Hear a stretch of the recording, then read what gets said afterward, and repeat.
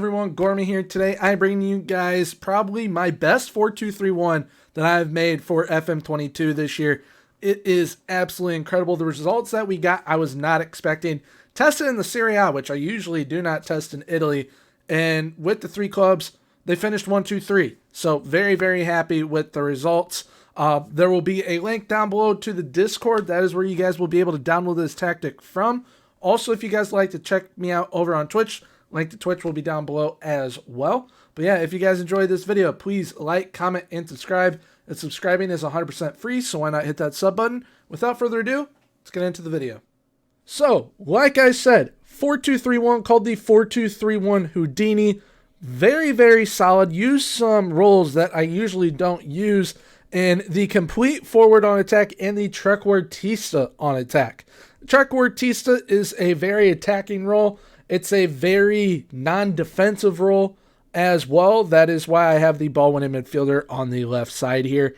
I wanted to originally have it on the right side, but ended up putting it on the left.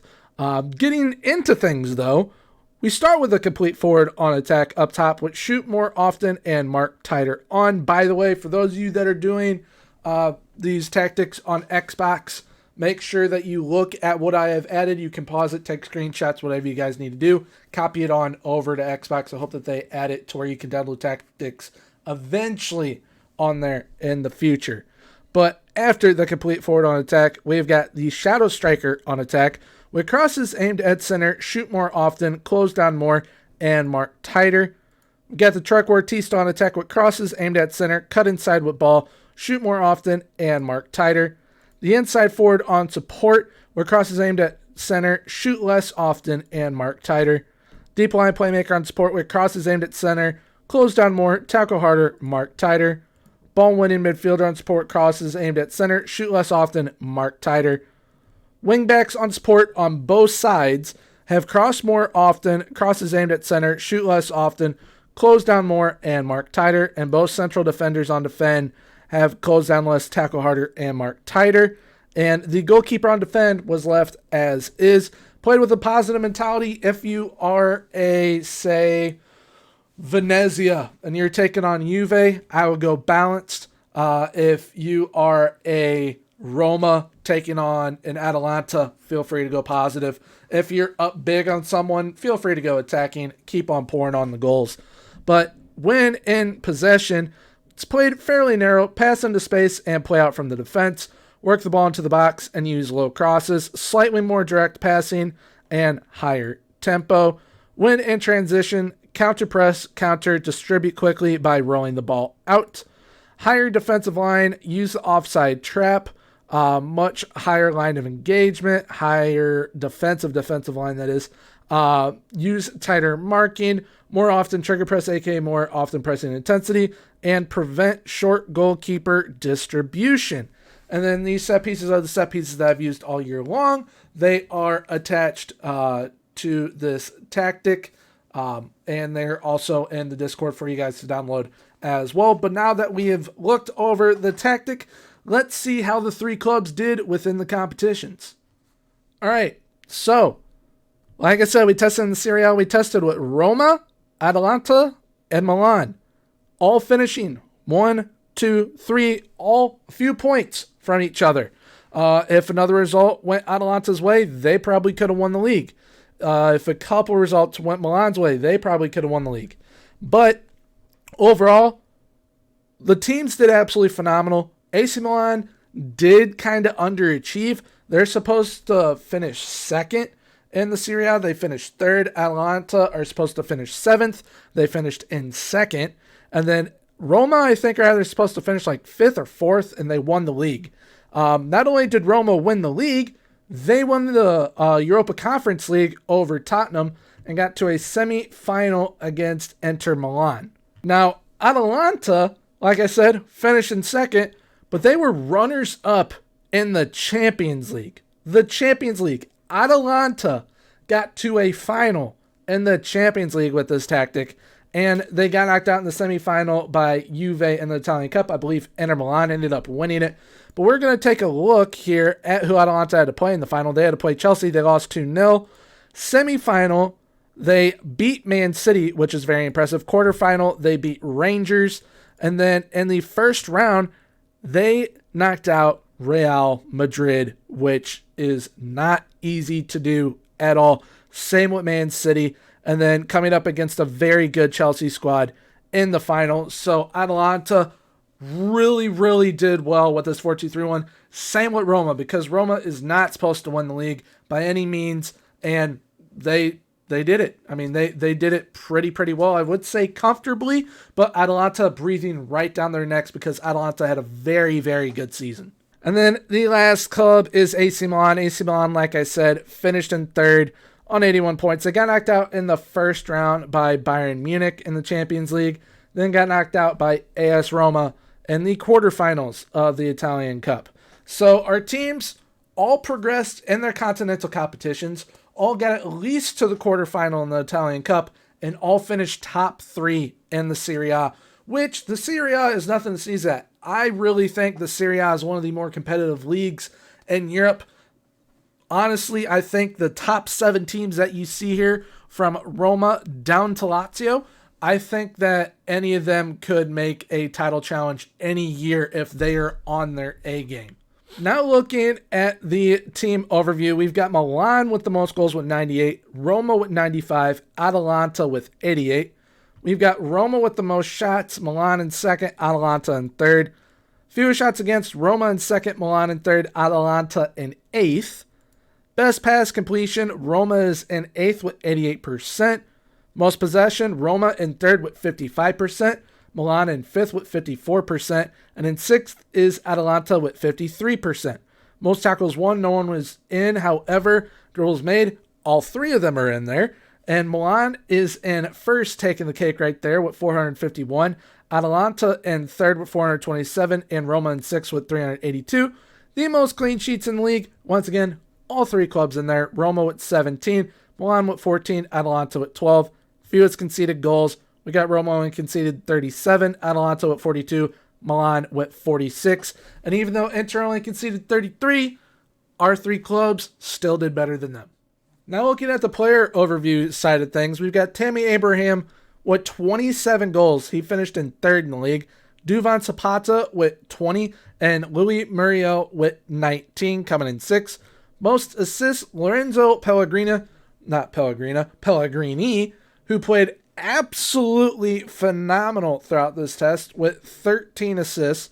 Sandro Tonali, joint 3rd with Matteo Politano. He had 12. Alessandro Florenzi, he came in 5th with 11. And so did Brahim Diaz. It was Florenzi, Candreva, Diaz, and Valerio Vere. They all were joint 5th, or really joint 4th, with 11 assists. Most shots, Tammy Abraham in 2nd, Duvan Zapata in 8th. Most player of the match performances, we got Tammy Abraham with 7. And of course, the man Zlatan Ibrahimovic has to be in there. He came in 8th with 5. Most key passes, Sandro Tonali in 2nd with 124. Lorenzo Pellegrini with 115, coming in 5th. And Alessandro Florenzi in 7th with 102. Best pass completion, no one was in. Most tackles won, same thing there. Theo Hernandez, though, with 151 dribbles made, coming in 1st for most dribbles made. Then Joachim Mela, I believe is how you pronounce it, coming in 8th with 73 dribbles made for Atalanta. Most clean sheets, the new man Rui Patricio with 17 clean sheets for Roma. Mike Magnan with, I believe, 14, coming in 3rd for AC Milan. And Juan Musso with 12, coming in 6th for Atalanta. Then fewest conceded, Rui Patricio in 5th, conceding 37. Am I reading that right? Yeah, 37. And then Juan Musso in 8th, conceding 42.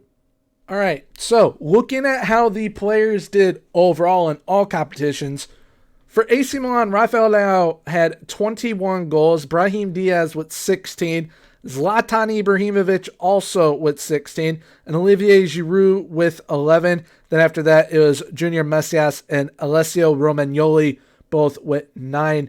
And then we look at assist-wise, Sandro Tonali with 15, same with Brahim Diaz. So Brahim Diaz having a very well-rounded season for AC Milan.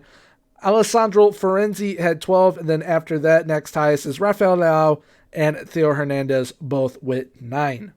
Looking at Atalanta, Luis Muriel and Duvan Zapata both had 24 goals in all competitions, and Luis Muriel was actually playing in the first team more often than not. Yes, Luis Muriel and Duvan Zapata are both strikers, but Luis Muriel can also play on the right side, so he was playing the inside forward role and support quite a bit. Both of them finished with 24 goals. Then you got Mario Pasalic with 15 and Jose Luis Palomino with 9. And then assist-wise, only one player in double digits. That's Jeremy Boga. Then you got Davide Zappacosta with 9, same with Mario Pasalic. And then I believe it's pronounced Valentin Mihaila, I think. Yes, we'll go with that. He had 8, and then Josip Ilicic with 8 as well. So the numbers are evenly distributed all throughout. No one's just blowing someone else away on the team. Yes, goal-wise, Duvan and Louis kind of did with that. But, I mean, as you guys saw with AC Milan, Brahim Diaz, 16 goals, 15 assists, contributing any way that man possibly could. Next, we are looking at Roma. Now, Tammy Abraham, he had 36 goals in all competitions. Next closest was Nicolo Zaniolo at 25. So, Tammy Abraham, kind of that exception to, all right, I'm going to put the team on my back for 36 goals. Now, Nicolo Zaniolo played very, very well. Very, very good player.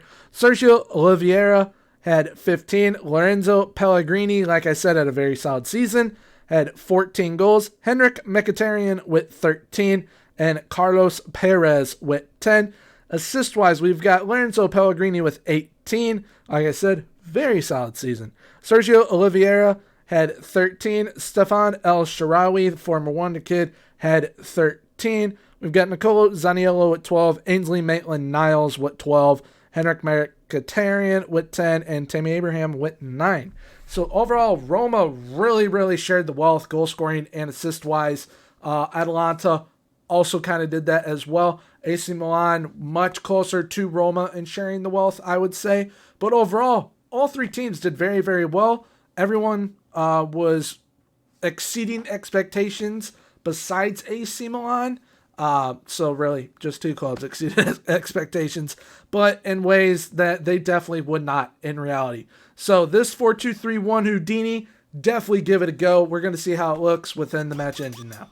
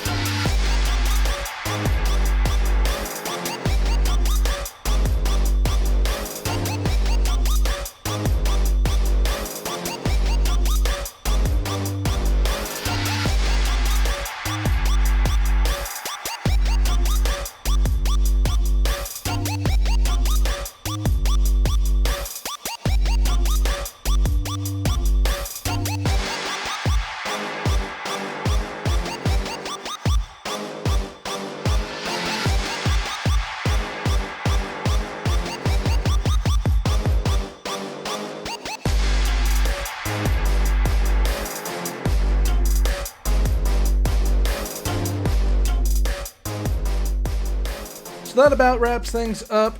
Tactic looks absolutely phenomenal. Looks absolute class, especially with Atalanta. Atalanta with that 6-1 drumming of Juve. They looked absolutely phenomenal. Roma, their clip was beating Tottenham in the Europa Conference League final. Looked very solid in that. 2 very late goals by them to win that trophy as well. And then Milan, they beat Juve in their clip as well. So, I mean, This tactic, absolute class. I really, really like it. Definitely give it a go. Link will be down below in the description in the Discord, so definitely check it out. And once again, my Twitch will be linked down below if you guys would like to check me out over on Twitch, starting a new save as well, so definitely make sure to take a look at that. It's going to be a lot of fun. But if you guys did happen to enjoy today's video, please feel free to leave a like, comment, and subscribe, as subscribing is 100% free, so why not hit that sub button. Let me know what tactics you guys would like to see in the future. If you want some more variations of a 4-2-3-1, 4-3-3s, 4-3-1-2s, whatever you guys want to see, let me know in the comments down below. But until next time, have a good one. Bye-bye.